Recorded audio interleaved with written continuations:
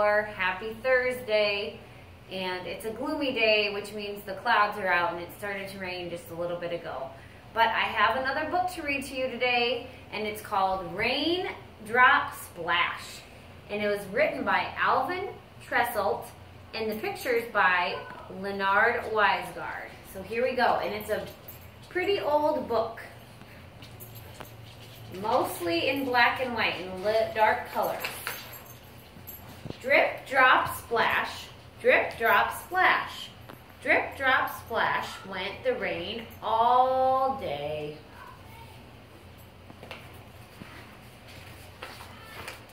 Dripped from the shiny leaves, dripped from a rabbit's nose, splashed from a brown bear's tail, fell from a daisy's face, trickled down the tree trunks, and splunked on a green frog's back. So now we're at the forest.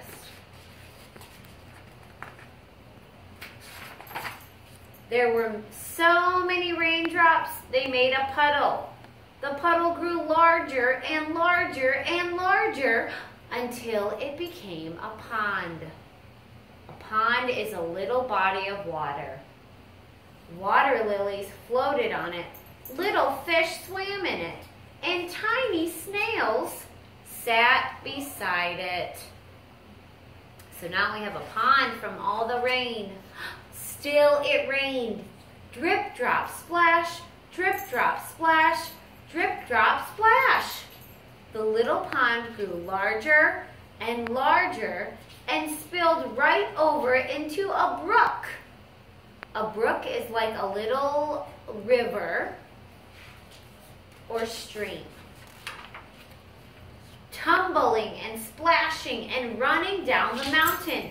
Scared a chipmunk, splashed some violets, which are a type of flower, passed a mother deer showing her baby how to drink, jumped over a big stone, fell into deep pools, and rested on a bed of soft green moss. Then tumbled into a lake. The rain keeps traveling and traveling. Now it was a big lake with big fish and pickerel weeds. Dragonflies skimmed over the water, which means they just go on the very top of the water. Turtles floated quietly, and a red-winged blackbird built his nest in the rushes.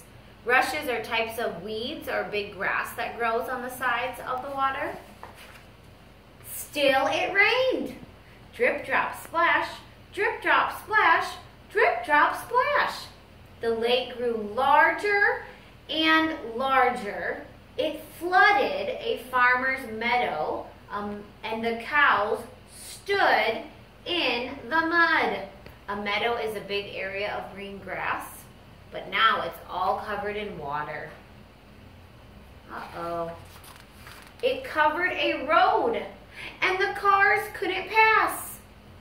And the children had to go to school in a boat. Very, very flooded.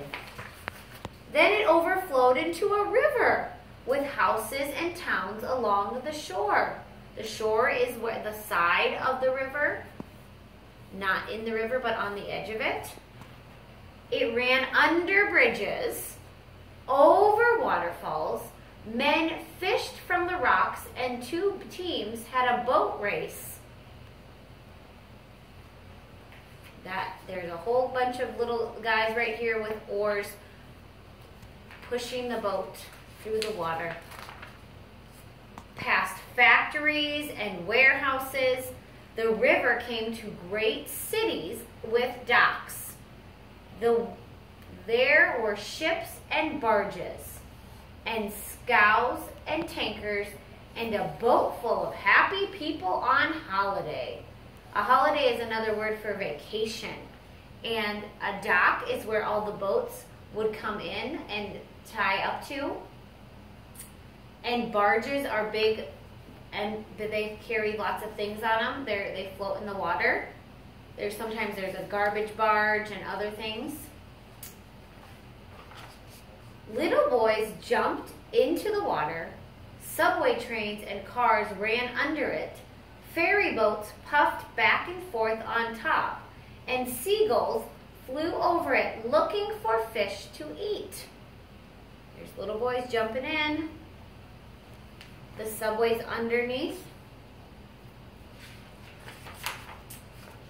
Then it passed a fort and a lighthouse and a bell buoy, and the river flowed into the sea.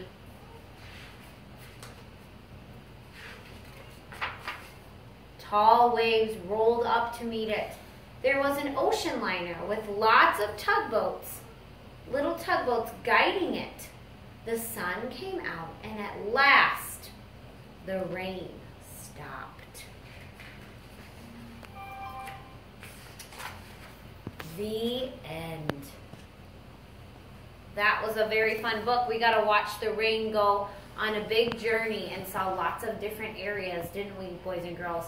I hope that you guys had a great Thursday, and tomorrow is Friday, so we have one more book, and then I'll probably send you a picture of our family dance party too, or a video of it. I hope you guys have a great rest of your Thursday, and I miss you guys.